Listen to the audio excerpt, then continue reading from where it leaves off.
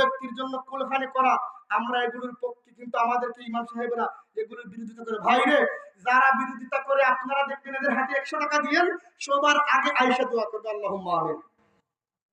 হাসানা মিসা, হাসানা মিসা। যারা কুলখানির বিরুদ্ধে কথা বলে, যারা 40 বিরুদ্ধে কথা বলে, যারা 4 দিনের খাবারের বিরুদ্ধে কথা বলে, যারা মৃত ব্যক্তির জিয়াফতের বিরুদ্ধে কথা বলে, দেখবেন তারাই সবার আগে ছাত্র নিয়ে খাওয়ার জন্য হাজির হয়ে যায়গা। তারা হাজির হয়েছে, আসলে নাই? 100 টাকা দিবেন, 3 মিনিটের জায়গায় 3 5 15 মিনিট, 5 মিনিট 12 15 মিনিট দোয়া করবেন। কথা কোন ঠিক কিনা?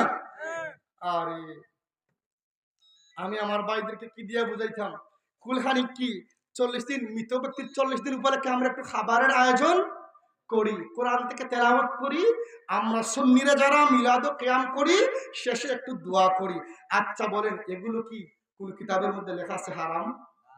তিলাওয়াত করা হারাম, তিলাওয়াত করা পাপ লেখা আছে কোথাও? এটা তো সাধারণ জ্ঞান।